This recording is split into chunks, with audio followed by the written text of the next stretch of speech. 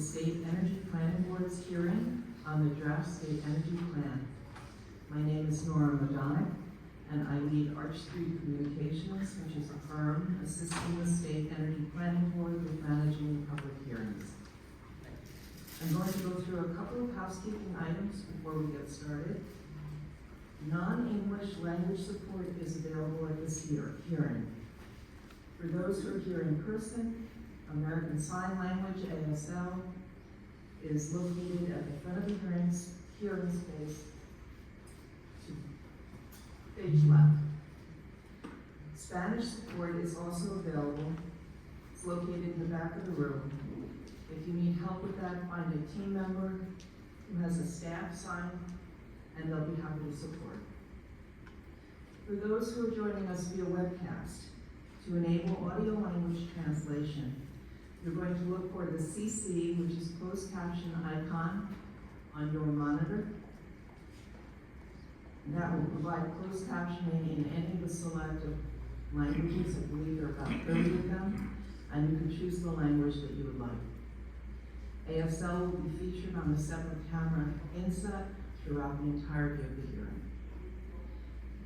Before we get started, I'd like to thank Monroe Community College for generously hosting us today. And I'm going to turn things over to Doreen Harris, who is chair of the State Energy Planning Board. Thank you, Nora. Good morning, everyone. Again, I'm Doreen Harris. I'm president and CEO of the New York State Energy Research and Development Authority and chair of the state's Energy Planning Board. I'm very happy to see each of you here today to provide public comment on a very important milestone, which was the issuance of our draft state energy plan on July 23rd, 2025. As you've heard, we as the State Energy Planning Board take this input very seriously. This hearing is being recorded and professionally transcribed as part of the official record and will be posted to the State Energy Plan website as soon as practicable after this hearing. So the State Energy Planning Board directs the development of this plan. I'm pleased to be joined by a fellow member of the State Energy Planning Board, and with that, I will have him introduce himself. Good morning, I'm John King, the Chancellor of the State University of New York. It's been a privilege to serve on the State Energy Planning Board, and I look forward to hearing from public comment. Thank you. And certainly, you can see here the other members of the Energy Planning Board. Together, we have been working for approximately a year on this effort and are pleased to be here with you today. I'll begin today by providing some background on the State Energy Plan and opportunities to provide input on the draft plan. Then, Carl Moss, Senior Vice President of Policy Analysis and Research at NYS, will present an overview of the draft energy plan. Afterward, we'll talk through hearing logistics, including how you can comment today. This should take no more than 10 or 15 minutes, and the rest of our time will be dedicated to hearing from you. I'll transition now to background on the State Energy Plan. The State Energy Plan provides broad policy direction that guides energy-related decision-making within New York State. And it includes an outlook through 2040 with recommendations for meeting future energy demands that prioritize an energy system that is reliable, clean, and affordable while supporting economic development, equity, and a healthy environment.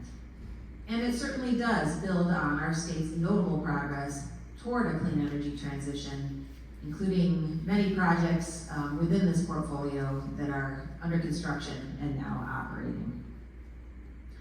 The State Energy Planning Board released a draft state energy plan on July 23rd, 2025, and we certainly do encourage New Yorkers to review and provide their input through written comments or at public hearings like this hearing here today.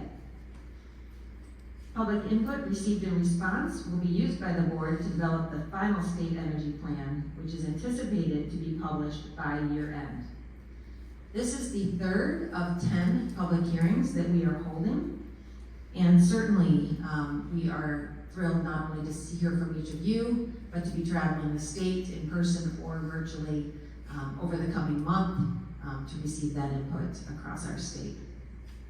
So, to provide further insight into the draft plan, I'd like to introduce Carl Moss, NYSERDA's Senior Vice President for Policy Analysis and Research, to walk us through the draft plan's broad planning goals. Carl.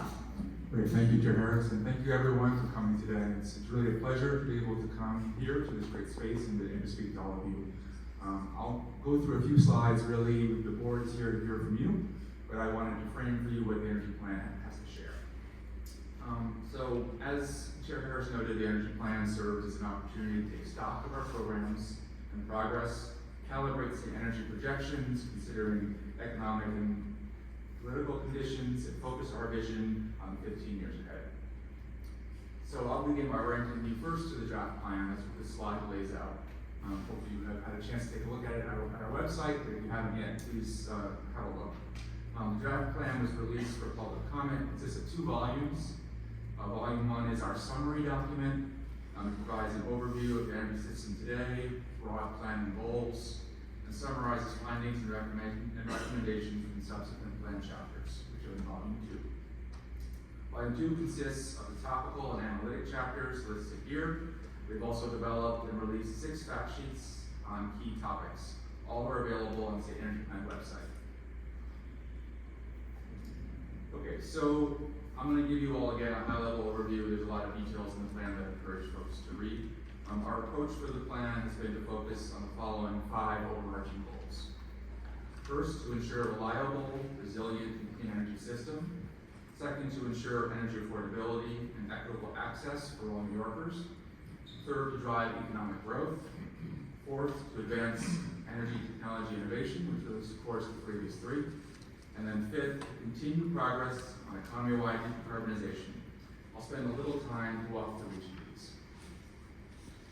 The State Energy Plan puts forth policy considerations to ensure the energy system can deliver abundant, reliable, resilient, and clean energy for New York. We will achieve this by maintaining a diverse mix of both supply resources and infrastructure. Diversity of energy resources allows the state to meet our energy needs while minimizing the potential impacts of energy supply disruptions and price fluctuations in any given market. Substantial investment will be needed into modernizing aging infrastructure, addressing hazards, and support economic development. And this is true for any energy pathway that New York will walk down. I also would like to note that we are in a time of great uncertainty in the energy sector. The analytic modeling conducted for the State Energy Plan reflects multiple scenarios to provide insights on a range of possible outcomes. Next, the plan considers affordable energy and broad access to bill-reducing energy efficiency and clean energy choices as essential for an equitable energy transition and to New York's continued prosperity through advancing community and economic development.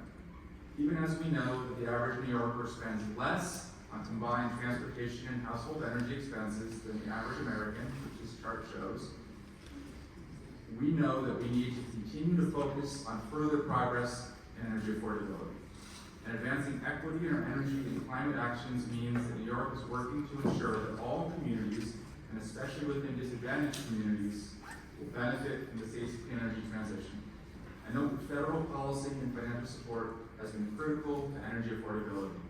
We therefore need to continue to assess the evolution of federal policies over time and understand how they can impact our projections over the next 15 years. So third, access to reliable and affordable energy is essential to attract and develop new strategic industries in New York, as well as to maintain existing industries. Strategic industries like semiconductors and agribusiness have large energy needs and require access to reliable, affordable energy and long-term energy cost stabilization. As such, New York can promote economic development by meeting the needs of large energy users and investing in infrastructure and programs that can attract a new industry, including clean energy leaders. Our fourth goal is innovation. We see the advancement of energy innovation as a critical tool to enable New York's energy transition. Innovation can help reduce the cost of and increase the diversity of energy technologies and services, whether by investing in emerging technologies, such as we see at the SUNY campuses around the state, and or by bringing existing technologies from outside the state to New York's markets. And then finally, clean energy faces particular external headwinds from both economic pressures and a shift in the federal government's priorities. Continued progress toward decarbonization and a clean energy economy requires a sustainable financial footing, further policy actions, and new technologies. As the federal context continues to shift, the Energy Planning Board stresses the need to be clear-eyed about what timeframes are realistic. And with that, I'll pass the mic back to Chair Harris. Thank you very much, Carl. As we begin to transition to the public hearing, I do want to note that we've been joined by several members of the State Senate and Assembly.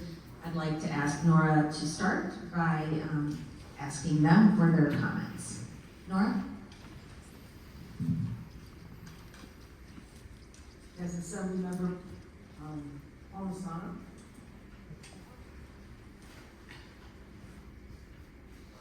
Good morning, everyone. President. Good morning, everyone. President Harris, good to see you again. Appreciate your time. Before I start on my comment, I just want to reinforce my message from last night about the need for additional hearings in the Central New York, New York Country, and Southern Tier to give voices to those residents to come in person, and also our call to extend the comment period an additional 90 days, given the far-reaching impact of the energy plan. But today I wanted to focus just briefly on reliability. I know your plan calls to ensure reliability, and it's a good thing, but hopefully you can reinforce that to my colleagues in the legislature and the governor, because we already know there are red flags about reliability indicated by the NYS short-term red flags, more coming offline reliable, and that not new coming in. But even more importantly, the long-term, the NYS said we need 27 to 45 gigawatts of dispatchable emission-free resources by 2040 to meet these mandates that are coming down the pipeline. But the technology does not yet exist. We don't know if it's advancement for the carbon capture, sequestration, renewable natural gas factories. We don't know yet. So, and the natural gas has always been referred to as a bridge fuel. You don't tear down a bridge before you build a new one. But believe me, there are some of my colleagues in Albany, and sometimes some of the messages we've seen that want to do just that. So we encourage you. And also the CLCPA does have an off-ramp, a safety valve, to pause moving forward on the implementation of the CLCPA if reliability and safety is in question. I firmly believe, just based on the NYSO reports, recent and the long-term projections, reliability and safety is in jeopardy. So I would urge you, with your messaging as you move forward, to convey to the governor and legislature your energy plan, and suggest in your energy plan that we should pause the CLCPA to ensure there's a reliable future ahead, a reliable infrastructure, and that we don't tear down that bridge before we build a new one. Let's build the bridge first before we tear down the bridge of reliable, affordable natural gas to public, especially since 60% of New York receive their homes with natural gas, and 40% of our generation comes from natural gas. So that's all I wanted to say today. I hope I was within my 2 minutes, and I'll see you all day next week. Thank you for what you're doing. Thank you so much, Assemblyman. Assemblymember Sarah Clark. Thank you, and thank you, President Harris and Chancellor King, for being here in Rochester. We very much appreciate it. I think here, both having these panels across the state, ensuring to listen to communities and understand what people have, I always think of the wonderful adage of, if you want to go fast, go alone. If you want to go far, go together. Our climate goals are ambitious. Our desire to be on cleaner, cheaper energy sources is ambitious, but it is something that I think if we all go together, we will get there. And I really commend you for making sure this process is one that collaborates and brings people together so we can talk about what we know are real barriers and real issues. We come at a time where there are a lot of policies out there that have pushed our grid to its max. I actually got to tour the New York State Independent Operating System a couple weeks ago and got to see in real time both the stressors of where we've put new policies in, but also the way our summers are and the effects of climate change that have really made our summers, in some ways, even more stressors than they used to be, and more so than our winters are at this point. Really putting strains on the grid and understanding our need for transmission, but also hearing from them that there are pathways here, and we just need to be committed to them. And so I really really like that we are finding some real commitments, staying true to some commitments to make sure we're on those pathways to getting that cleaner, cheaper, and reliable energy. But I also know we're at a point where people have really high utility bills, and it's something I hear about a lot. We continue to have our utility companies coming forward with more rate cases, to raise rates on top of what people are already feeling stressed about with their current utility bills and their inability to pay. So it is a balance, and I understand that. I just think we can't lose sight of where our goals are and what they will ultimately get us, which is cleaner, cheaper energy and a workforce opportunity that is unparalleled. I know people, and I've had various workshops on things like geothermal and everything, and people are waiting here to be part of this workforce. It is something that will draw people to New York State to be part of this process as we move forward in real, amazing workforce opportunities. So the ultimate issue is how do we get there? Can we go hand in hand with research and development and ensure that we're having regulations that push R&D and push new products out there that help us meet our goals without losing sight of the fact that we do want this. I understand, timelines are tough and we are facing this balance, but I hope that we stay committed to the path in the timeline that we are, even if there are obstacles, because I do see a pathway forward there. Again, the opportunities that it will create down the line for cleaner, cheaper energy for folks and for a workforce here that will really be unparalleled anywhere else in the country is something we should be proud of, something we should be investing in. And I really look forward to, as we continue this process, to work with the legislature as we meet these goals. So thank you. Thank you, Senator.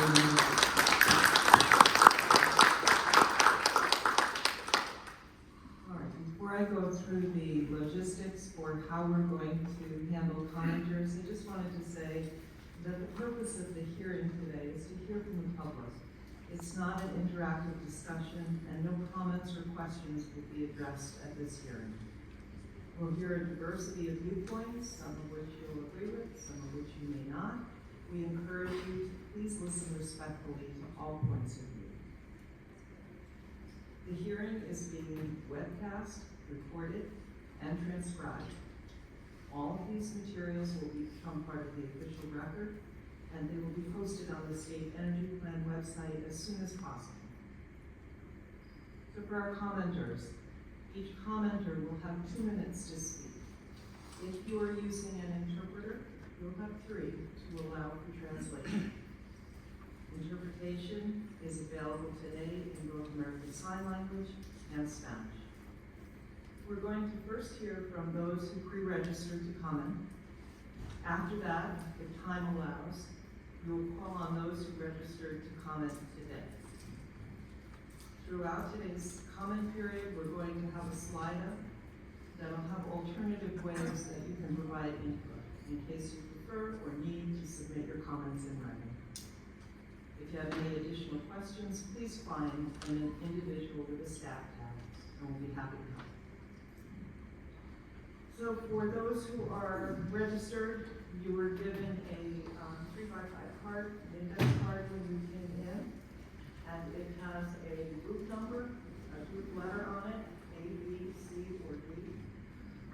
And I'm going to call my group up to the mics, and I'm going to ask my co-facilitators to let me know which mic is live at the moment. If you're unable to walk to the microphone, just raise your hand and one of them will bring the mic to you. When it's your turn, please hand the card, the index card, to the facilitator. They'll read your name, and when you're ready to begin, we'll start a timer for 2 minutes, or 3 minutes if you're using an interpreter, and the facilitator will hold the mic for you. The facilitator at your mic will give you an indicator when you are about 30 seconds before the end of your time, so that you can wrap up. And when your time is up, you'll need to move on to the next speaker. If you are not able to finish your comment, we encourage you to submit the remainder in writing. Again, we're going to hear first from those who pre-registered online, and after that, we'll call on those who registered today as time allows.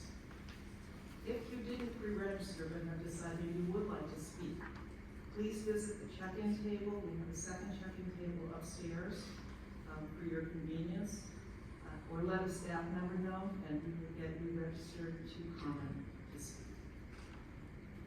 Okay, so let's get started with Group A. Could Group A come to Susanna's microphone? Thank you.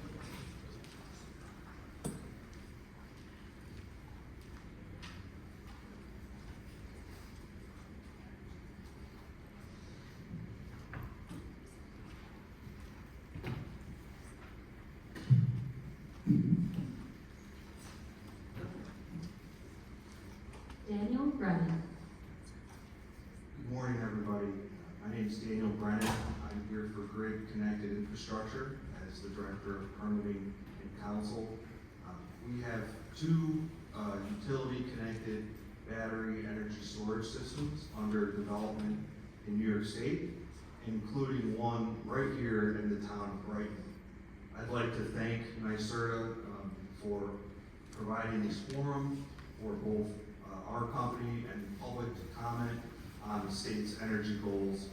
And I'm here today to voice our strong support for NYSERDA's efforts to both improve the reliability of the energy grid, to provide direct economic benefits to the community through jobs, investment, and to provide indirect benefits to the economy through future load growth. We very much are looking forward to working with NYSERDA and all of our community stakeholders, both on our project here in the town of Brighton and our other project in New York State. Thank you. Thank you for your comment.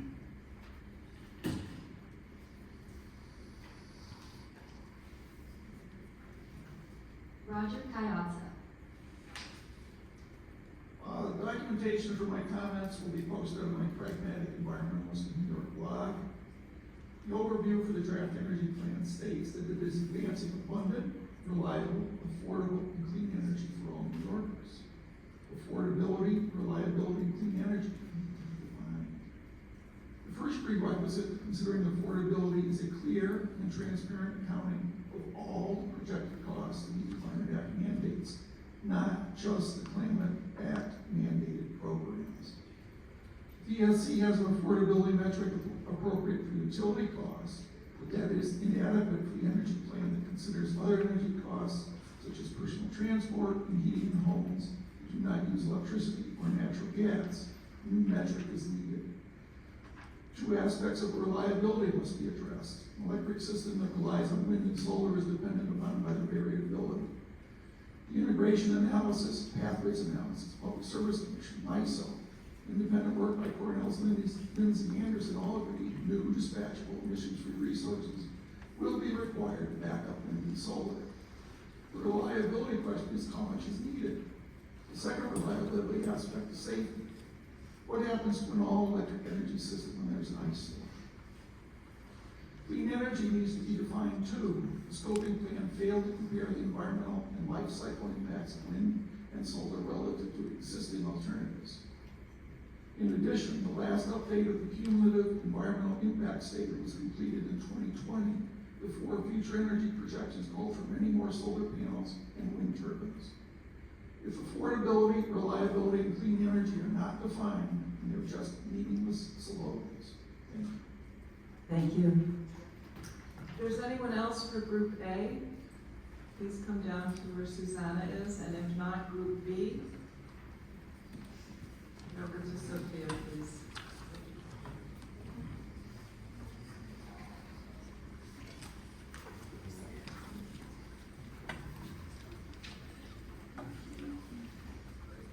Robert Fuller. My name is Ralph Roller, I'm a Rochester, and I appreciate you giving me the time to speak.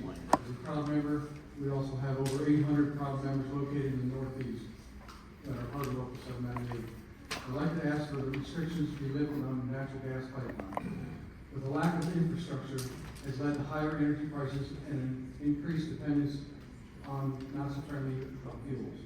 With the proper infrastructure, New York could displace 3 million gallons of heating oil that are currently being used every year, reducing 50% of the emissions and the risk of an environmental impact. Also, the average resident save $2,300 a year, and the average commercial business would be $6,000, let alone not having the estimated 185,000 heating oil tanks above and below ground, ranging from 275 gallons to 1,000 gallons, with no way to know if any of those are leaking. With the increased risk of a catastrophic gas system outage due to the inadequate upstream gas system for New York City. At this time, when AI and data centers continue to grow at a rapid pace, the demand for natural gas keeps rising to secure reliable electric generation. With the launch of Local 798 apprenticeship program combined with our 33,000 square foot training facility, we feel that we will help us implement the safest, most up-to-date process that will there is to build a natural gas infrastructure. What a better place than New York to utilize new energy projects. There is such a large demand and such a short supply of energy, whether it is natural gas, heating, manufacturing, or electricity combined with renewable energy. Our goal is to supply the most knowledgeable, skilled, and well-trained professionals in the nation. With a combined effort from everyone, all goals can be reached. Thank you. Thank you. Sophia, hang on for 1 second. Hi, just before we continue, I want to remind everyone in the room that there are no posters, flyers, handbills, sign-in sheets, anything issue-oriented. We try to keep this room very objective. We have a table outside where we're happy to hang on to those for you and have them ready for you when you leave. Thank you. Sophia, back to you. Kate Cressman. Hi, my name is Kate Cressman-Kehoe, and I'm from Rochester, New York. Thank you for making a draft energy plan that keeps climate in mind and that includes nuclear energy. I started thinking about nuclear when I got solar panels and started wondering, well, where does the power come from when they're not working? I really started doing a lot of deep dives into the New York State situation. I'm very strongly in favor of nuclear because it generates so much electricity, it takes so little fuel, and it runs around the clock. And it is emissions-free. The only emission is steam. In addition to making our grid more stable, nuclear energy can help us meet our CLIPA goals of an emissions-free grid. When you look at New York State, there's about 9% capacity in both nuclear and renewables. But over the year, nuclear produces more than 3 times as much electricity as renewables. That's because nuclear reactors run continuously, but renewables are intermittent. Wind and solar are great. I love our panels. But we are still figuring out how to integrate these intermittent sources cost-effectively into a grid that can run our homes, hospitals, and workplaces all day, all night, and all year. I've looked at the NYS site, which reports the instantaneous power mix. It's fascinating. Sometimes wind is making more than a nuclear plant, like 2,000 megawatts. But sometimes it's making almost nothing, like 23 megawatts. And that doesn't track to the demand. You can't turn it on when you need more. Batteries are expensive and only cover a few hours of time. We need a stable, clean grid. Nuclear energy is a way to get there. Thank you. Thank you.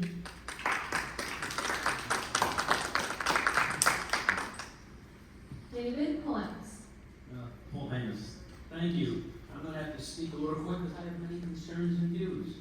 After laboriously reading through the bureaucratic activities of the drafts of the state energy plan, I have a few comments to make. While the goals are laudable, implementation is not practical. The creators of the draft plan are counting on wishes and pixie dust to overcome some of real-life obstacles. All this while placing the burden of costs on average taxpayers who cannot afford the tax loopholes afforded to the wealthy and affluent. How are they going to benefit from these extra costs just to live in this state? Well, the subject is health. The government believes in what scientists and experts recommend, but when it comes to realistically accomplishing the goals of the draft plan, they choose not to believe the studies performed by knowledgeable institutions that do not agree with the legislative and obvious goals. First off, the electric transmission infrastructure improvements will be quite expensive and time-consuming. Vast amounts of copper wire will be required, and U.S. copper mines are constrained by regulations. The mining, smelting, refining of this ore has tremendous negative environmental impacts.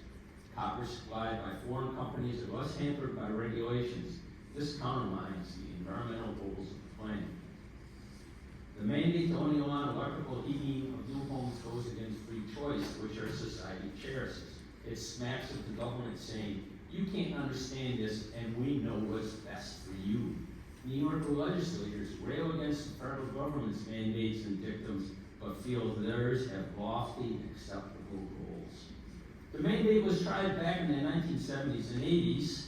Owners of the homes that were built with electrical heating supplies soon realized the exorbitant costs of using electricity for heating their homes and water and converted to less expensive fuels.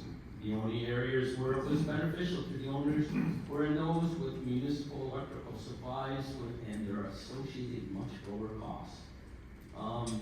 Resistive heating, 100% efficient, expensive. Heat pumps, less costly to operate, but they are not without cost. Current ones are better than the old ones, and for those that don't know, a heat pump's like a refrigerator or air conditioner can work forward or reverse, which requires complex valving and monitoring. And when the temperature gets cold, like in the central Adirondacks, and I'm sorry, I'm going to have to interrupt you. Your time is expired.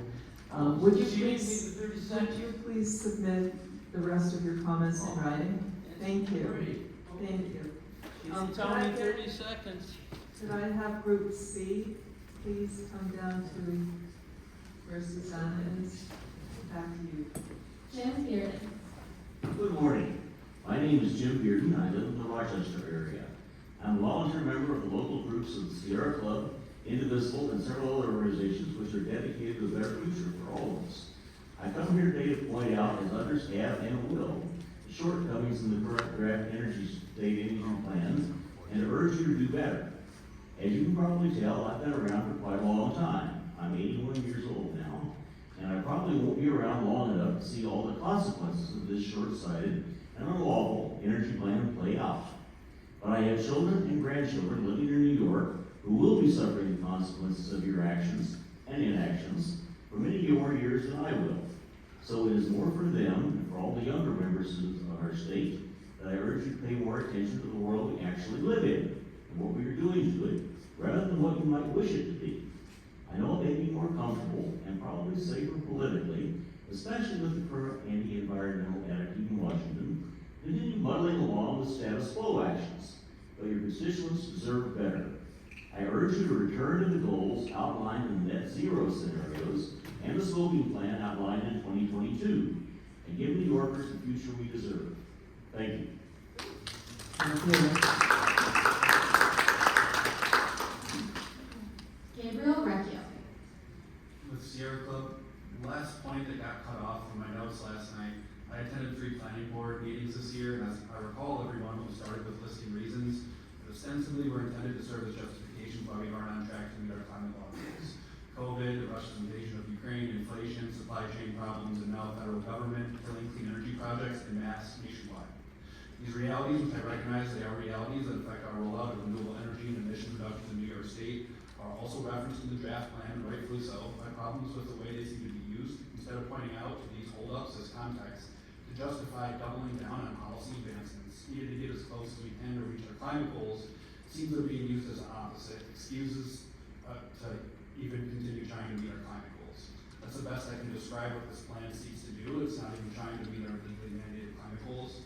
The buildings chapter explicitly states that the recommendations seek to accomplish the steady progress scenario, not the net zero scenario, which is what the climate law of 2019 legally requires. To me, that's indicative of a trend that seems to be coming from the governor, pulling back on New York's established climate policies like cap and invest, now a draft plan that simply doesn't meet the moment we're in. Some policy points: the draft plan calls for an entirely new planning exercise, creation of a statewide strategic gas system transition plan, which calls into question the value of what stakeholders like the Sierra Club have been doing over the last 5.5 years since the PSC opened its docket on gas planning procedures, what we've been doing in all the many gas system long-term plan dockets. This long-term gas planning process needs to be bolstered to be more than an exercise of the recommendation in the plan for emissions limits on gas distribution companies. Another policy opportunity we can't afford to miss in the final plan is a recommendation to amend the gas distribution company's obligation to serve, to archaic policy originally intended in part to address energy redlining, but regardless, a better worded law would objectively describe the requirement to serve safe, reliable energy services, not naming the type of energy specifically, which is what the law currently does by naming gas. As we roll out the All Electric Buildings Act, amending the obligation to serve as a critical keystone policy change that's needed to enable electrification of the building sector, which is the largest source of climate pollution in New York State. Thank you for your comment.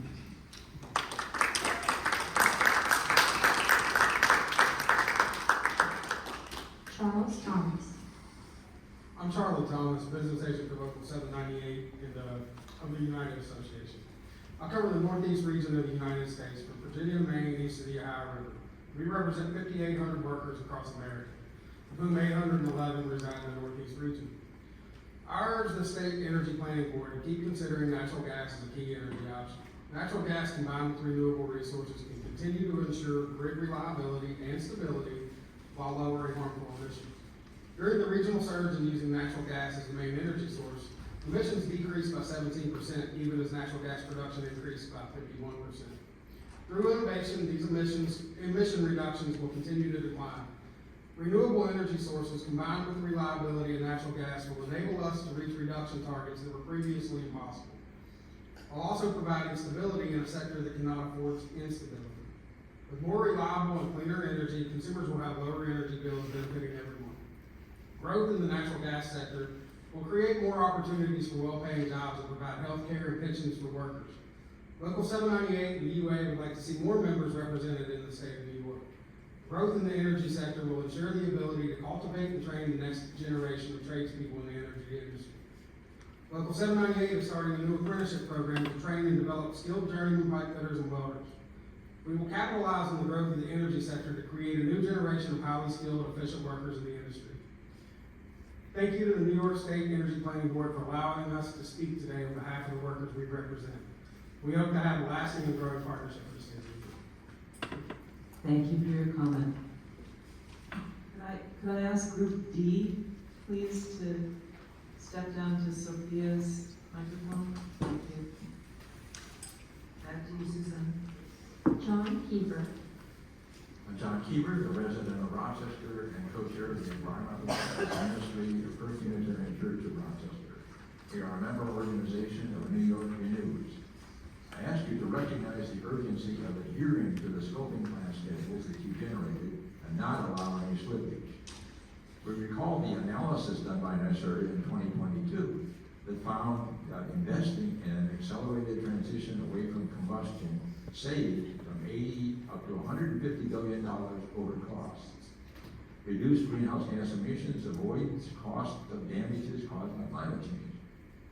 And improvements in air quality, increased active transportation, and energy efficiency interventions in low and moderate income homes will generate massive health benefits.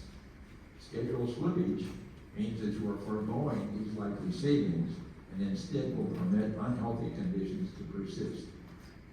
A friend in New York News who lived in the lower Bronx told us his father died at age 57 because of air pollution. And he doesn't expect to live any longer than that unless air quality improves substantially. Pollution costs aren't just statistics. There's people's lives at stake. The clean energy standards must not perpetuate fossil fuel use. I hope you will avoid the false solutions of hydrogen, so-called renewable natural gas, or new nuclear. Keep existing nuclear facilities, but new nuclear is way too expensive per kilowatt hour of generating capacity, as well as being totally unproven and slow to come online. I ask you to explicitly reject any build-out of the AI industry, crypto mining, or for-profit data center infrastructure that undermines our capacity to meet climate goals under CLCPA. Save renewable energy for residential and industrial use so we can close down the dirty peaker plants in New York City. Thank you. Thank you.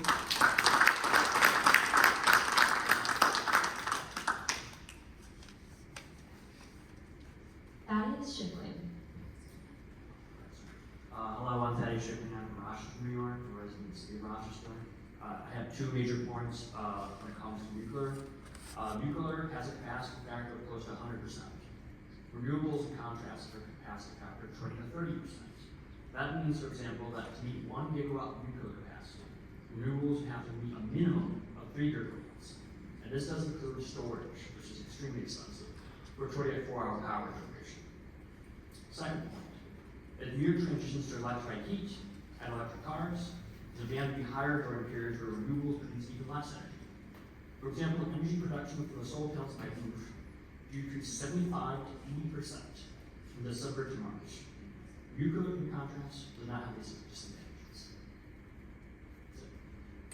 Thank you for your comment.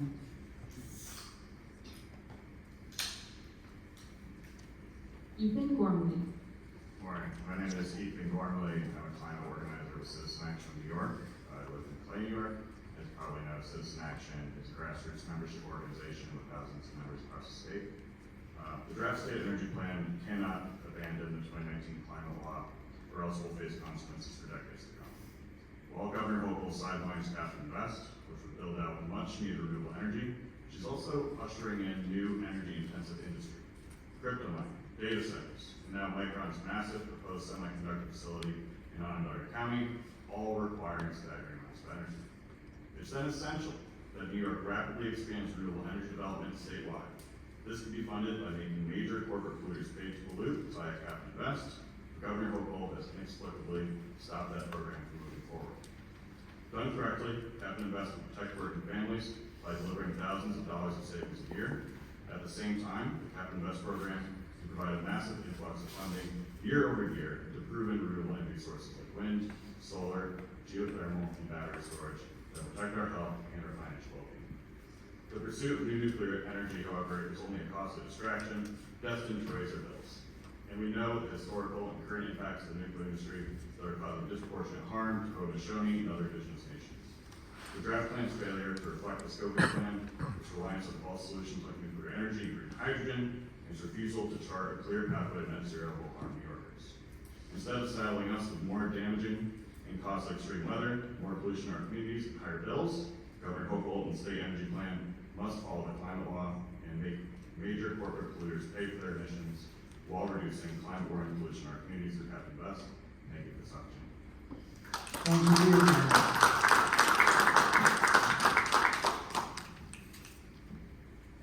Jen Rand. So for decades, fossil fuel industry disinformation has made most of us believe it's too late to solve climate change, but it's a lie. Scientists have known with certainty for over 20 years that temperature rise will stop within 3 to 5 years of reaching net zero greenhouse gas emissions. And here's the good news. We already have all the tools and technologies we need for an orderly and planned transition off of fossil fuels to reach net zero. But we need to use those tools with greater speed and scale. Reaching net zero isn't a fantasy. In the 2000s, we were on track for an average temperature increase of 6 degrees Celsius above pre-industrial temperatures. Now we're on track for 2 to 3 degrees because ordinary people like us got together and changed how we live. But even 2 degrees of warming would be devastating. The Paris Agreement refers to a 20-year average temperature increase. And that means we still have time to limit temperature rise to 1.5 degrees Celsius to avoid the worst impacts of climate change. We can turn that ambition into a reality. The energy plan must incorporate and build upon the climate action scoping plan so we can build a future where our communities are safe, healthy, and resilient. The scoping plan was rigorously developed by experts with multiple rounds of community input. People have spoken. And now is not the time for defeatism or delay. The fossil fuel industry itself is no longer denying the reality of climate change because over 99% of climate scientists agree that it's caused by humans, primarily from burning fossil fuels like natural gas, which is mostly methane. Instead, they're trying to delay action by distracting us with false solutions. So the energy plan should recommend eliminating subsidies for new gas interconnection and amending the obligation to serve gas. Right now, utilities are obligated to serve gas, and they should be obligated to serve energy, which gives utilities the ability to invest in clean energy. As it is, we're stuck wasting money on old, leak-prone, and increasingly obsolete gas infrastructure that's harmful to human health and our planet. Thank you for your time.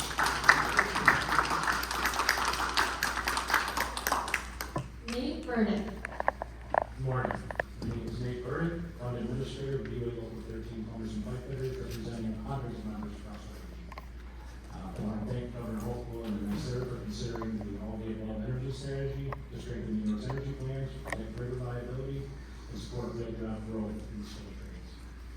The New York Independent System Operator Tower Trends 2025 report explains that the reliability risks are shifting towards the winter season. Simply put, New York will need more dependable energy sources to meet demand when the weather is not cooperating similar to a day like today, cloudy skies out there. This means that the gap between what families need and what the grid can deliver is growing wider day by day, especially during the cold snaps. We must plan out for resources that can reliably respond when the wind is low and the sun is down. An alternative renewable power source that can help close the gap is hydrogen energy. Clean hydrogen can be used in fuel cells or to store or generate electricity from turbines. These features offer dependable service, especially during prolonged winter peaks in multi-day lulls in the leading lulls. Hydrogen can also support critical facilities so hospitals, water systems, and emergency systems keep operating when the weather turns. New York should continue to demonstrate that hydrogen energy works and expands its pilot projects as much as possible in western New York. Recently, the New York Power Authority tested hydrogen as a fuel for electricity generation. The agency conducted a successful demonstration project in Brentwood Power Station that was retrofitted with blends of clean hydrogen with natural gas, resulting in a 14% reduction in CO2 and an 88% drop in carbon emissions. Men and women who build and maintain New York's energy infrastructure stand ready to deliver these projects safely and accomplish a smooth transition to a stronger, cleaner energy system. Thank you. Thank you.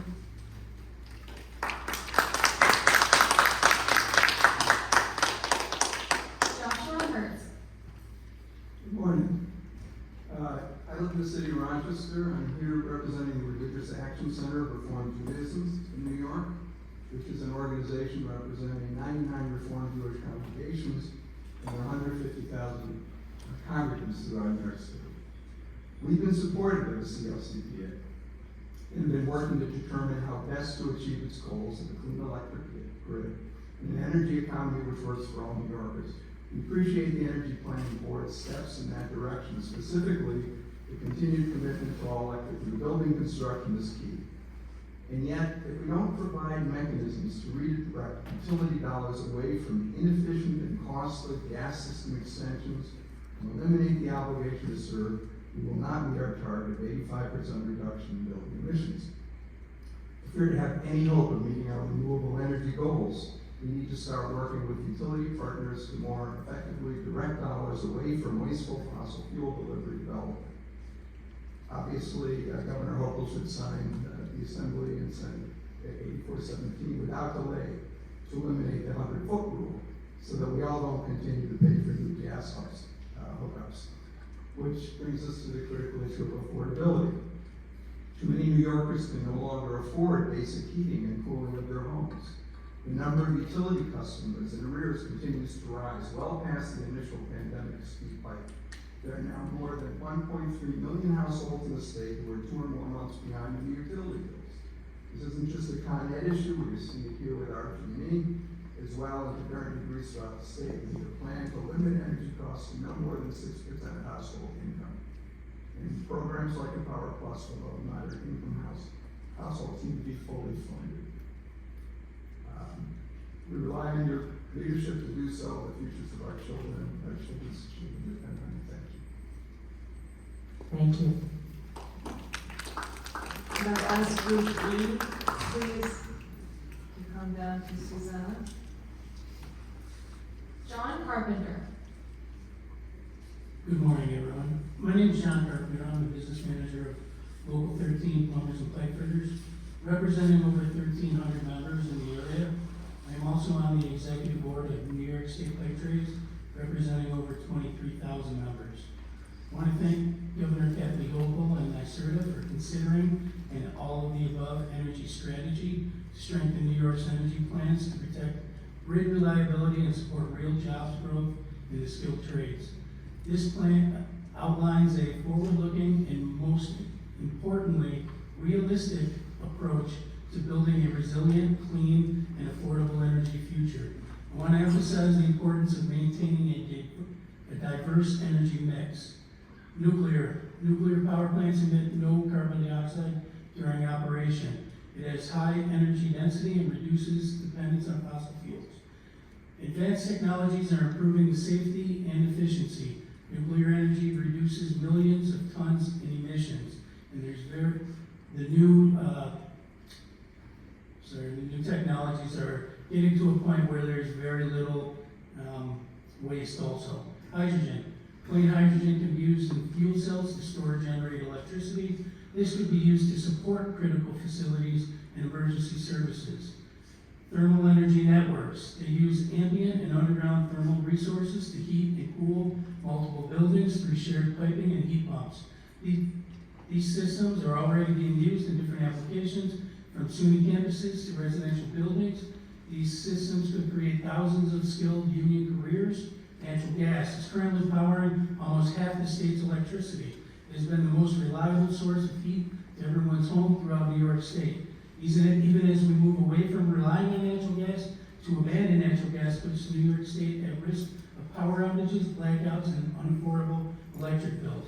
New York State must continue to pursue an all-of-the-above strategy, one that balances innovation, reliability, and affordability while staying true to our climate goals.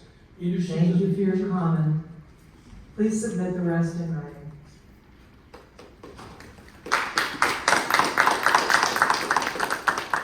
Lisa Marshall. Oops, sorry. I'm Lisa Marshall with New Yorkers for Clean Power, and also am the organizer for the Renewable Heat Now campaign. I'm also a mother of three beautiful young people in 20s who are afraid for their future and say they are not planning on giving me any grandchildren, which is my main motivator for being here. But sorry.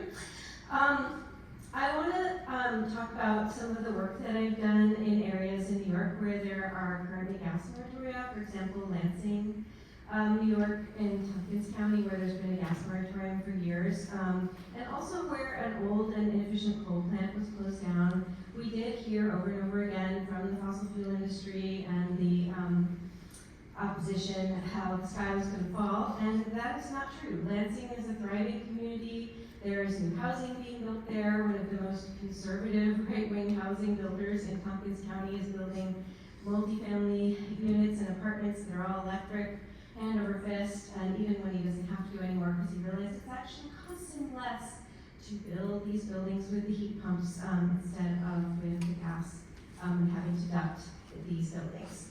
Also in Rochester there was a gas moratorium and people were pretty panicked because it came very quickly. We don't want to do it that quickly. We want to make an actually really good plan to right-size our gas system. But we have multiple contractors, HVAC people, builders who can testify that moratorium has not slowed things down. In fact, their business is better than ever, and the area is thriving. So we do have proof of concept. In Tompkins County, we have all kinds of all-electric buildings, including a brand new conference center with a commercial kitchen. I live in Horsehead, so we have a beautiful new airport terminal that is powered with geothermal, and I could go on and on. Affordable housing, every kind of building you can imagine. So this is, this fear-mongering is baseless, and we can just contact me, I'll give you a tour. Thank you. Thank you.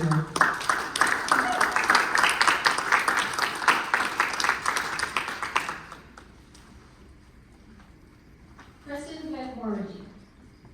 Hello, my name is Kristen Van Hormedy, and although I work in a local climate advocacy organization, I'm here today as a private citizen, as an aunt, a godmother, and a teacher. I feel so lucky to be able to spend time with young people, but when they talk to me about climate and their future, they're scared, and they're angry.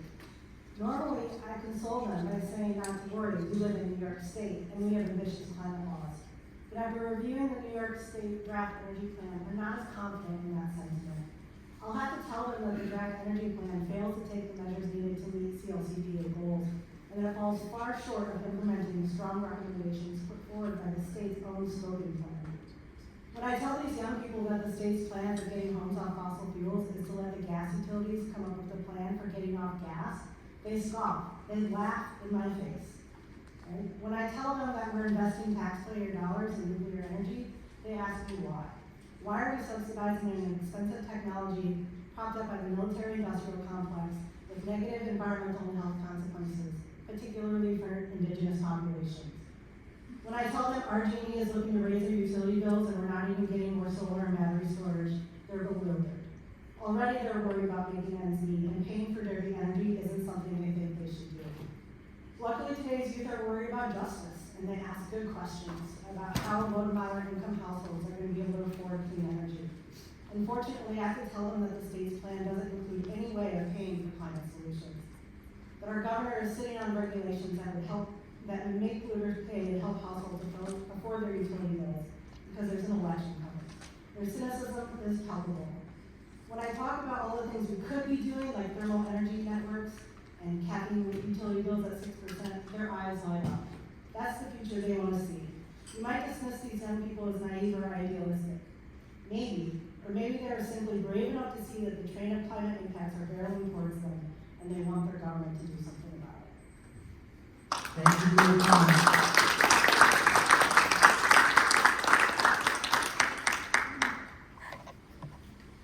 Michael Kino. I'm a retired engineer living in Rochester. I'm also a member of the Sierra Club, but I'm speaking on my own behalf here. Though I fully support the increase in wind and solar power generation, that will not be enough to get New York State to being carbon neutral. To meet the mitigation of climate change and further electrification of our homes, businesses, and automobiles can only be met by adding more nuclear power. Nuclear is firm power, generated in near constant rate. Battery arrays needed for wind and solar are only 4-hour storage or at most 10 hour, not long enough to avoid the likelihood of future brownouts if we rely only on passive energy generation. I followed all the discussions at the New York's Future Energy Economy Summit last year, was impressed by the broad involvement of all the stakeholders needed to move forward with clean energy. While not the ideal solution as we wait for fusion to be viable, nuclear power generation is proven and can replace much of the fossil fuel generation that's contributing to climate change. Nuclear power is not a fast rollout, and so the state needs to move quickly. To my mind, that means adding new reactors on existing nuclear plant sites. Many are sure to have more reactors than are currently operating. The communities are more accepting of nuclear than most, and they have labor skill sets that are needed. So site selection must be expedited, grid improvements and expansion started, as well as more training for critical skills such as welding. Finally, costs for this power expansion should not fall entirely on New York State ratepayers. For our electrification needs, yes, but new power costs for AI and super farms should be borne by those industries directly. Nuclear rollout costs can be lessened by using existing designs for large-scale reactors, not first-of-its-kind designs. New designs for SMRs or small modular reactors seem most appropriate for AI and server farms. Let's move ahead quickly with new nuclear, as well as more wind and solar and grid improvements. Thank you.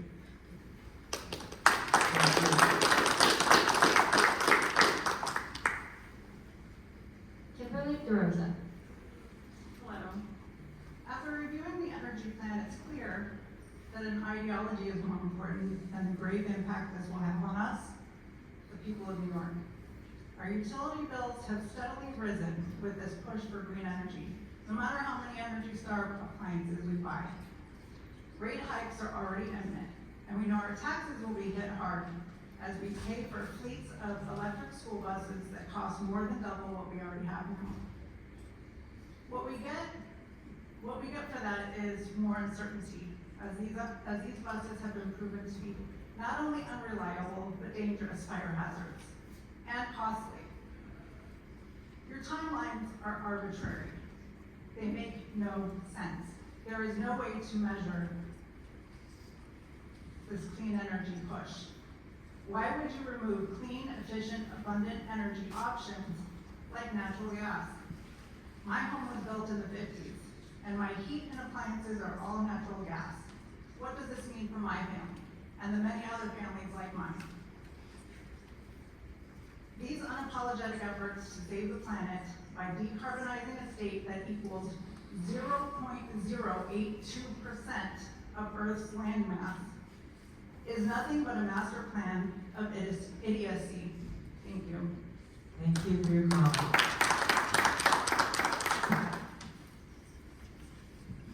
Timothy Judson. Hello, my name is Timothy Judson, and I'm with the Nuclear Information and Resource Service, and I live in Syracuse, New York, 30 miles downwind of 3 of the operating very dangerous nuclear reactors, and expensive reactors in New York State. And I want to first register my dissatisfaction with the way that the hearing process has been conducted and the fact that there are no hearings being held in Central New York, even though we are targeted by some of the worst aspects of this energy plan. But first I want to quote from legislation that was enacted 2 years ago by the legislature and signed by the governor of the state of the Hudson. The legislature finds that while the energy and economic output generated by nuclear power plants are beneficial to the state and its residents, discharges into waters of the state of radiological agents from nuclear power plants have various adverse and substantial economic impacts on the state and its residents. I don't see that reality, the reality that my community faces, reflected in this energy plan. and the sicknesses of the people, especially in Oswego County, from the 60 years of operation of nuclear power plants we've been impacted by, the 2,500 tons of irradiated fuel, high-level nuclear waste that is sitting here. I also don't see recognition of the immense economic failure of nuclear power in this energy. New York State residents have had to bail out this industry 8 times over the last 50 years. And even though the state energy plan says, while ratepayer-funded programs will continue to provide an important building block, it is not feasible to continue increasing the number and scale of programs that electric ratepayers have to fund. So why is it that the Department of Public Service that was involved in this plan has now submitted a proposal to extend what was supposed to be a temporary bailout program for those existing reactors for another 20 years at a cost of $33 billion. Ratepayers are always asked to suck it up for the nuclear industry, and it hasn't helped us advance a renewable energy transition, which is the law of the world. Thank you for your comment. Denise Baylor. Hi, I wanted to talk a little bit about the solar panels that are all over New York State and all over the country.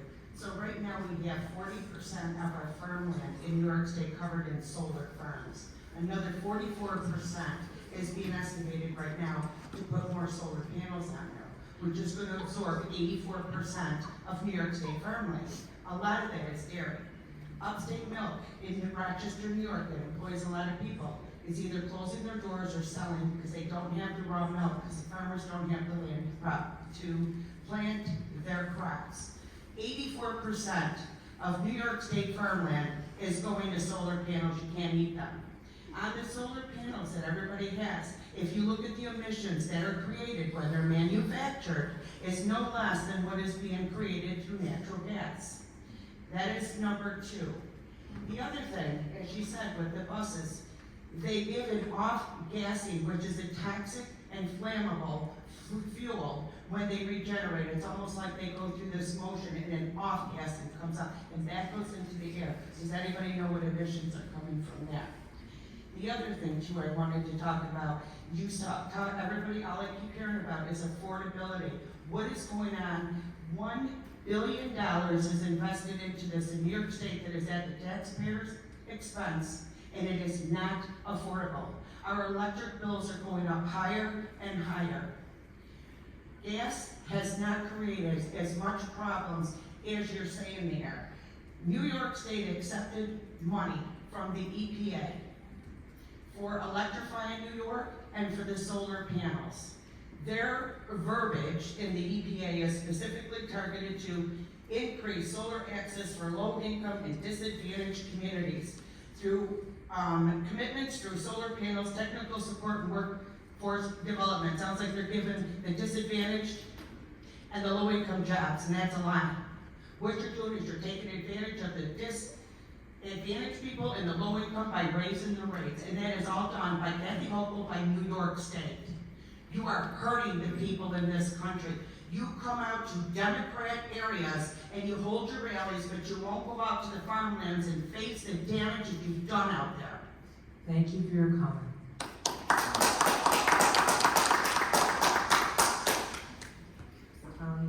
Are you in? Yep.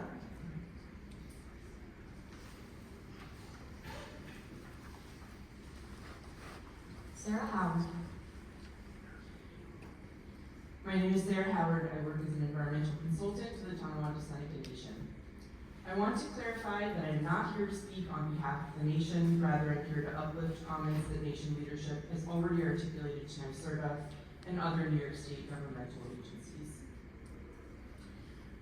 The Tonawanda Seneca Nation faces an existential threat from the Western New York Science and Technology Advanced Manufacturing Park, also known as STAMP, a proposed industrial megasite underwritten by New York State funding and facilitated by New York State permitting and policy.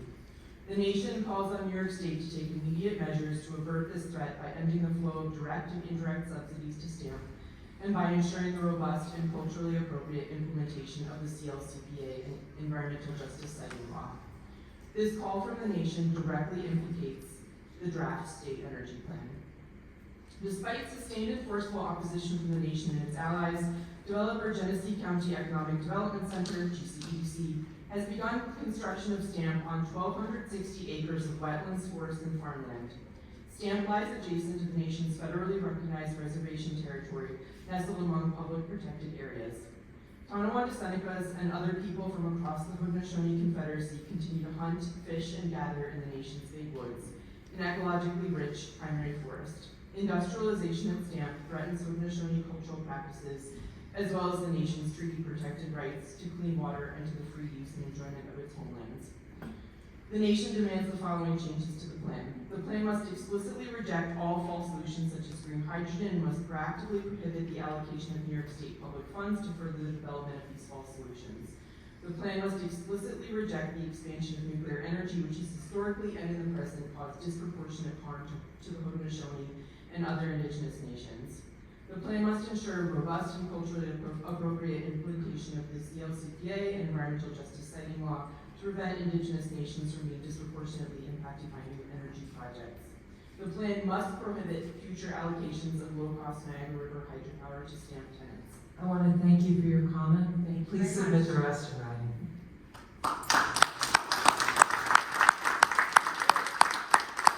Is there anyone else in group G? Or do we have anyone in group A? Oh, we do. It was G? It was E. That was E. That was E. Yeah. I'm so sorry. Group F?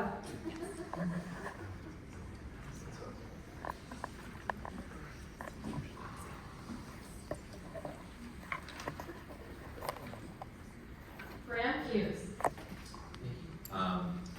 The New York State Energy Plan, if implemented in its current form, would have New York State missing key climate law mandates and includes false energy solutions like nuclear and repowering of toxic, aging gas power plants. New Yorkers deserve a reliable, clean, and affordable energy system that reduces our reliance on fossil fuels and leads to a healthier environment for everyone, especially New York's frontline communities, families, and workers disproportionately impacted by pollution. The specifics of this, the types of changes that I would like to see can be found in the Climate Action Scoping Plan, which was crafted over 3 years by numerous experts with multiple rounds of public input. I'd also like to say that I support the changes to the state energy plan demanded by the Tonawanda Seneca Nation. I apologize, this is going to be repeating some of the things that were just said, but the Tonawanda Seneca face an existential threat from Western New York, science and technology advanced manufacturing park, otherwise known as STAMP.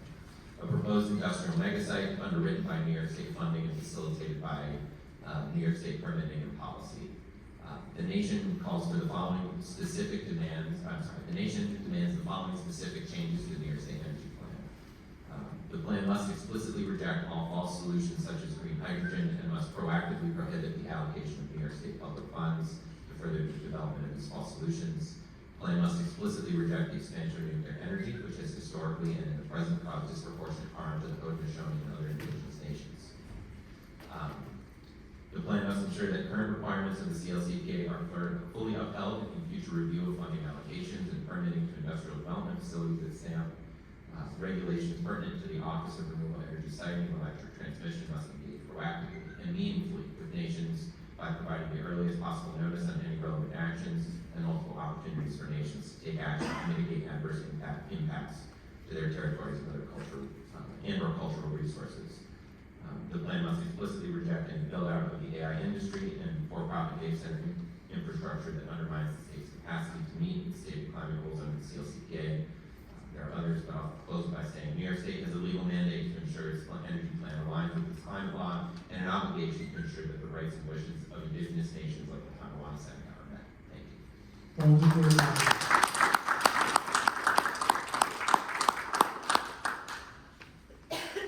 Bill Blanchard. Good afternoon. My name is Bill Blasek, and I'm the training coordinator for Local 13 Plumbers, Pipe Fitters, and HVAC service tanks. I'd like to thank you for the opportunity to speak. I'm here today to emphasize the critical role that natural gas continues to play in New York's energy future, both for grid reliability and economic development. The draft 2025 energy plan rightly acknowledges that natural gas will remain essential through at least 2040, especially for meeting peak demand during extreme weather and seasonal surges. Natural gas infrastructure is a backbone of reliability, ensuring stable energy delivery while the state transitions to cleaner sources. It's a proven technology that supports homes, businesses, and industries across New York. From a jobs perspective, the natural gas sector supports thousands of high-quality jobs, from pipeline maintenance and engineering to manufacturing and construction. Continued investment in gas systems helps sustain these careers and opens opportunities in low-carbon fuels like renewable natural gas and hydrogen blending. The plan also recognizes that full electrification is not cost-effective for all households, especially in colder regions like western and central New York. Hybrid heating systems that combine electric heat pumps with gas backup offer a reliable and affordable solution. As New York faces rising electricity demand from sectors like AI, data centers, and advanced manufacturing, natural gas provides the scalable, dispatchable energy needed to support growth and innovation. In short, natural gas is not a barrier to progress, it's a strategic asset. I urge the state to maintain an all-of-the-above energy strategy that includes natural gas alongside renewables to ensure reliability, affordability, and job creation. Thank you. Thank you for your comment.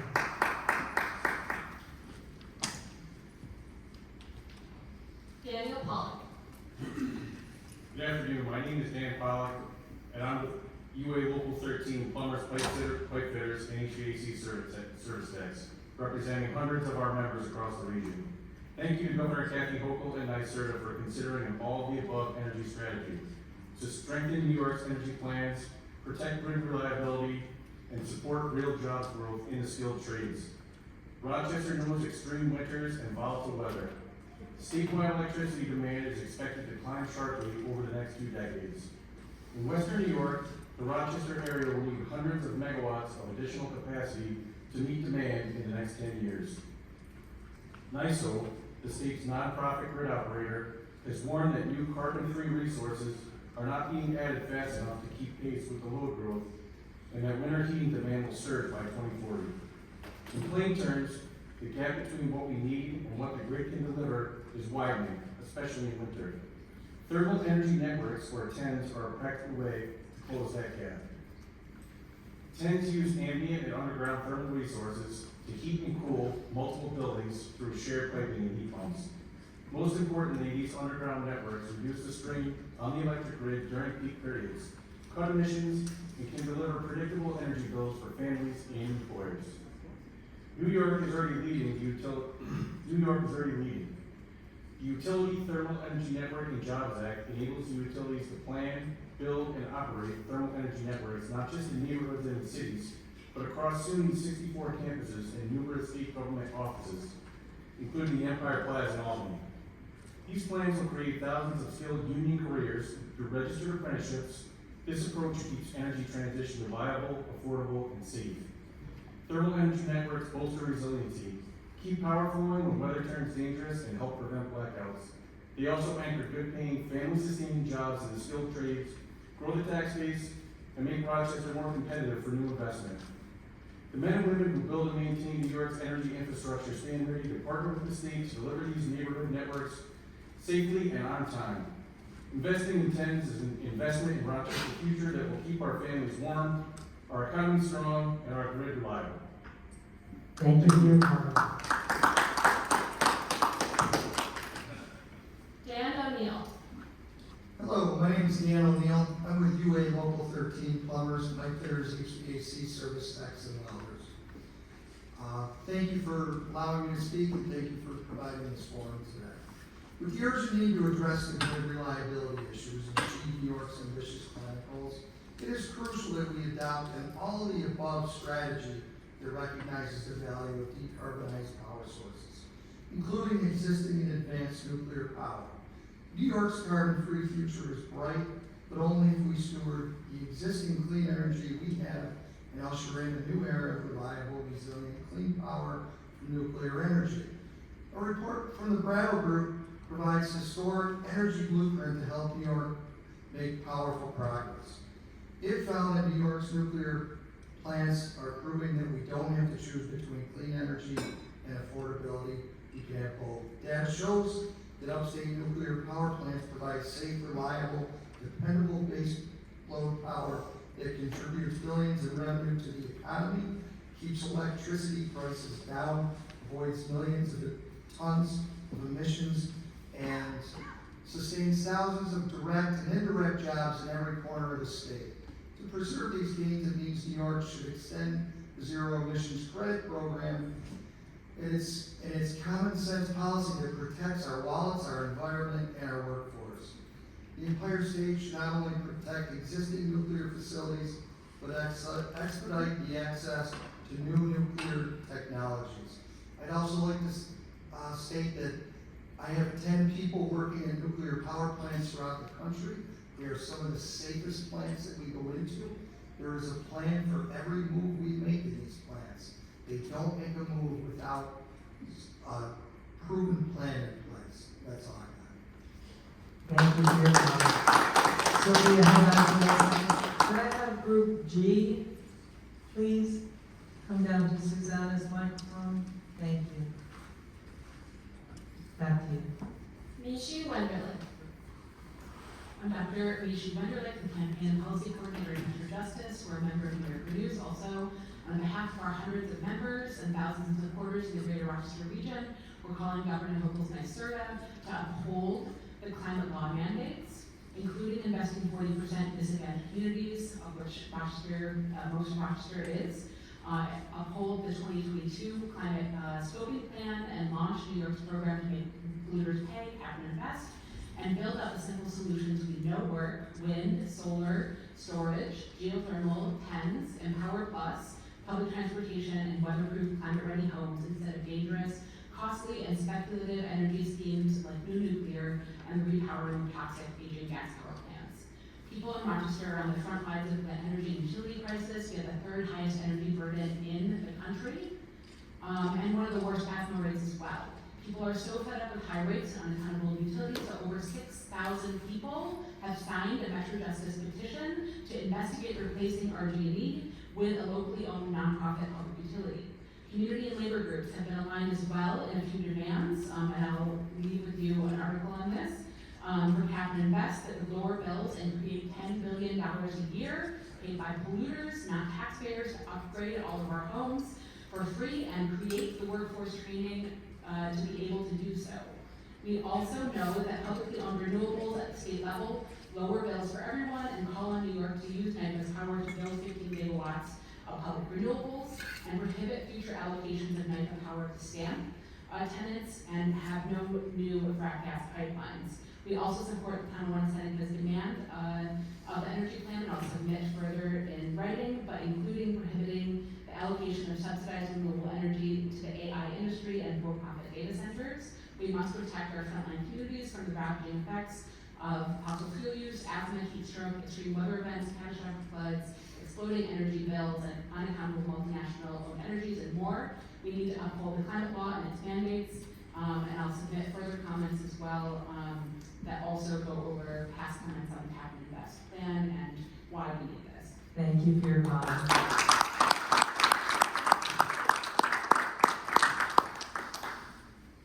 Alan Blair. As a physician, I review the health impacts of the two pathways in the state energy plan. It turns out that the more aggressive pathway improves state health by a lot. The state's analysis shows that by 2040, the net zero A pathway will prevent 1,800 more early deaths, 700 more heart attacks, 490 more hospitalizations, and 2,200 more ER visits for asthma every year than the less aggressive additional actions pathway, all from burning fewer fossil fuels. By 2040, net zero A also saves $23 billion more in yearly healthcare costs than additional actions. But the state seems likely to go with additional actions, even though it has less than half the health benefits.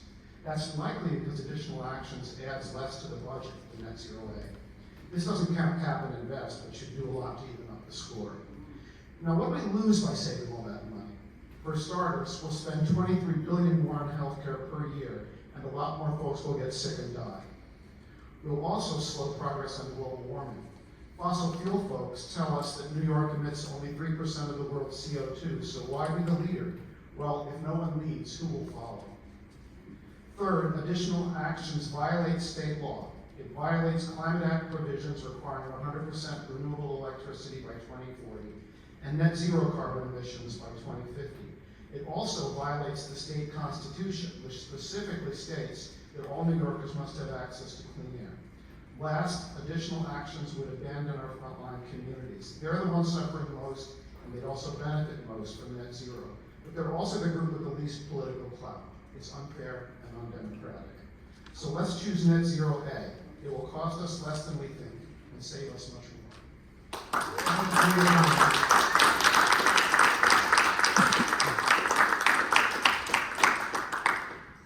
Heidi Butler. Thank you. My name is Heidi Butler. I'm a retired pediatrician and a longtime resident of New York State. Since retiring, my focus has all been on acting in a way that will prevent further warming of the atmosphere and oceans. I have reviewed the draft plan documents by the New York Energy Planning Board and believe that we can do better.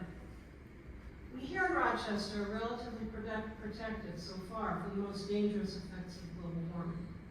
However, in most of the rest of our state, this has not been the case. We have seen many people die from excessive heat exposure, from drought, from floods, from extreme weather events.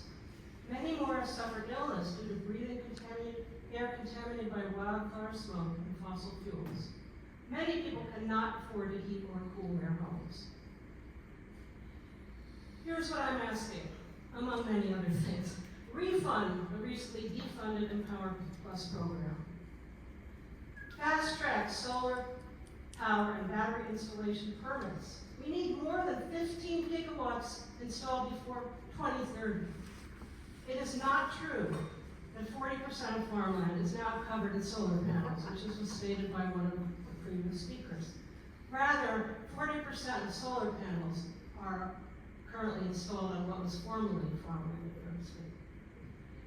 Next, augment and stabilize the grid. Make high energy concerns such as data centers and crypto mining producers provide their own clean energy or have their licenses revoked. Do not permit new methane gas pipelines to go through our state. Solar energy being clean, quiet, and regenerative. Allows land to rest while contributing to statewide reductions in emissions and improved air quality. Solar and battery installations and thermal networks have and will employ plumbers, pipe fitters, welders, electricians, and HVAC specialists. We saw this at the Mount Morris solar installation where union workers benefited. I want to thank you for your comment and ask you to submit the rest in writing.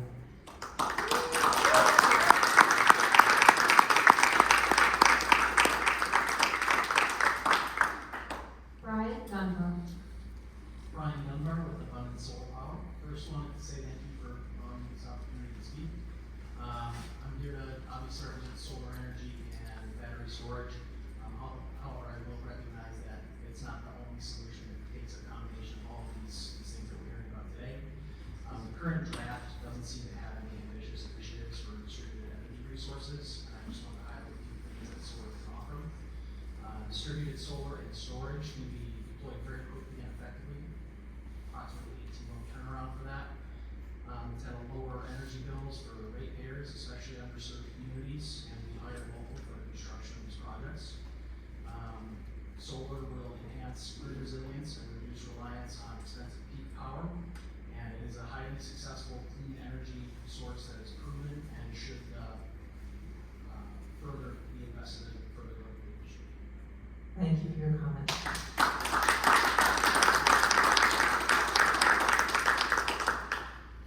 Megan Farah. Good evening, or sorry, good afternoon. Thank you for having us here today. First and foremost, I am a mother of 4. I am a former school board of education and also a member of the board of Chamber of Commerce. First off, our school district is the biggest school district here in Monroe County. We have a 90-bus fleet that we take on a daily run that we're going to have to flip these buses to electric.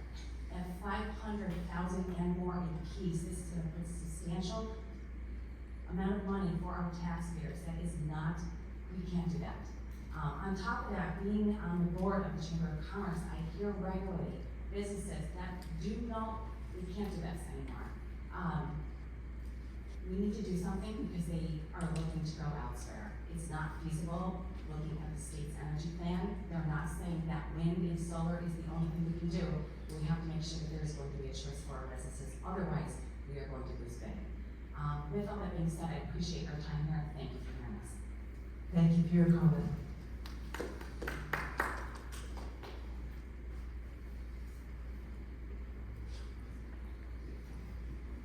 Lavelle Lewis.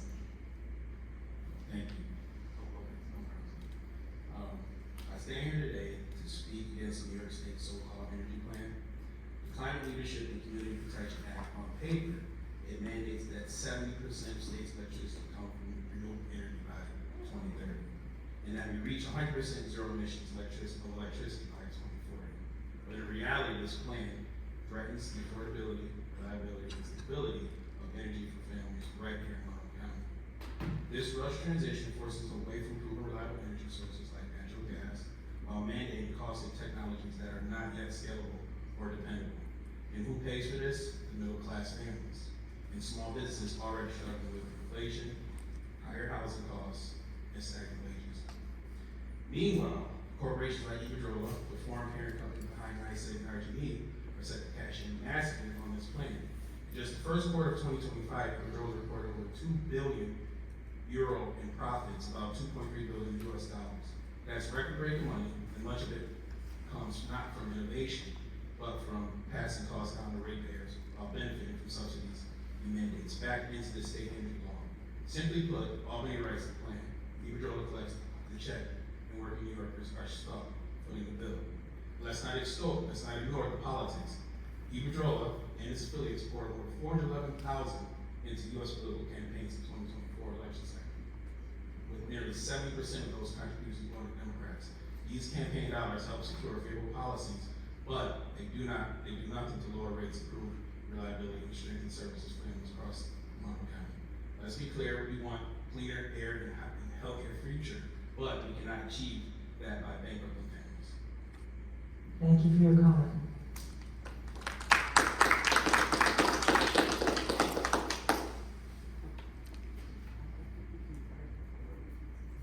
Wendy Lowe. Hi, my name is Wendy Lowe. I don't care about the camera, I want to speak to the audience. I'm sorry, tonight is about speaking to the Energy Board as part of your hearing. This is part of what I am doing, is I am talking to the fact that this board is not the problem, we are the problem. Humans are notoriously bad at long-term thinking. Today I'm going to go to meet my great godchild for the very first time. My son was born before this century began. That gives me plausible deniability. We have, although it's not helping me, he's not happy. We have heard a lot of people's wish lists. And modern Americans have been very trained to have wishes and demands and to want them immediately fulfilled. I've heard about completely reliable electric. My grandmother didn't have that. Low cost heat. My grandmother didn't have that. A continued high-paying job in a lucrative gas industry. None of my grandparents needed that. The American freedom to choose your energy. They were stuck with what was there then, but even the American, our ability to always choose just what we want, it's not something that we can always depend on, and I don't know if it's even good for us. You know, we need enough energy for AI, and maybe AI will be smart enough to know that we're not very smart. We cling to our wish lists. Our children and grandchildren will pray for the chance to survive. Thank you for your comment.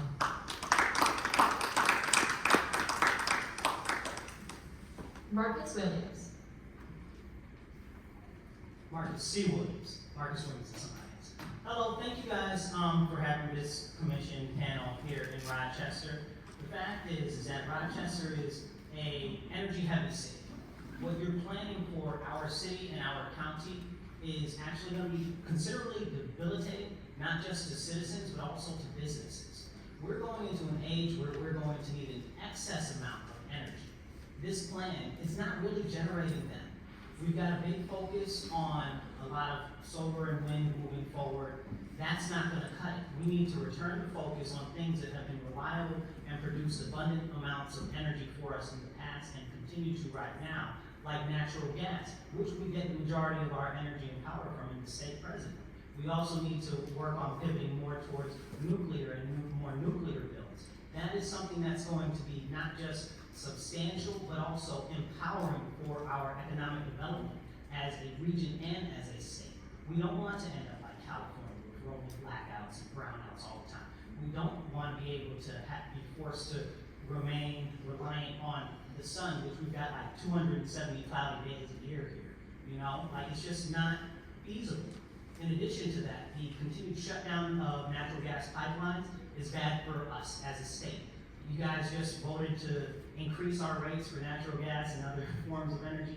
You're hurting our people in our community, and this plan is going to continue that path of debilitating policy that's coming from Albany. So I ask and I request humbly that you refocus this on more so natural gas again, and reopening natural gas pipelines and refineries, as well as nuclear energy and building more nuclear plants. Because there's money from the federal government for that.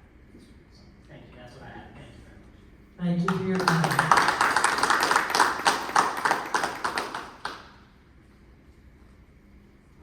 Caleb Miller.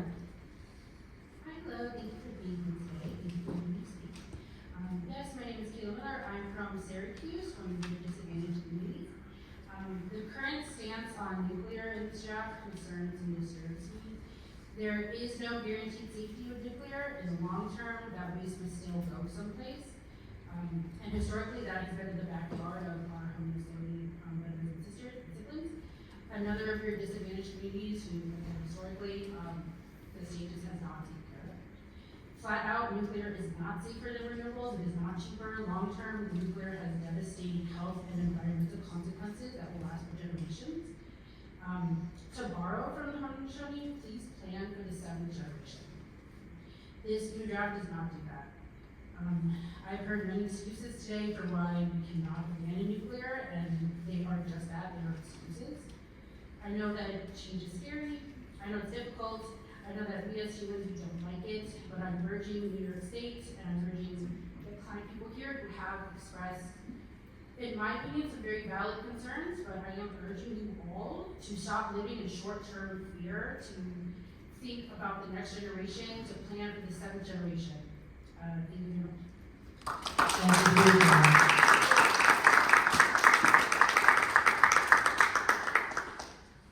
Madeline Gold. Thank you for listening for the time today. I'm here to urge everyone to, in the decision process, follow the recommendations as outlined by the scoping plan as mandated by the CLCPA climate law. It's clear that the proposed energy plan is not committal, bent to the will of cowardly politicians in corporate interests by not adopting the actionable items outlined in the scoping plan. The climate crisis is not vague and non-committal. It is very real and requires actionable steps to protect our communities, our economy, our environment, and the health, especially of our communities. If we increase our dependence on fossil fuels and dangerous nuclear energy and selfish companies who exploit us for profit, we set ourselves up for unreliable energy grids that will continue to fail during the increasing strong weather events that continue to happen, and sets us up for the acceleration of building energy guzzling data centers and for AI and warfare that pollute our online communities, like the proposed Stamp data center on the edge of the tunnel of this information. Please follow the law of public climate law and all its mandates. Look to the scoping plan for guidance. Keep the data centers and nuclear energy out of our communities. Invest in clean energy and respect the treaties that our state is engaged in with the indigenous nations who stand around. Thank you for your time. Before I turn this back to the chair, was there anyone who registered today who received received a card who didn't have a chance to speak yet?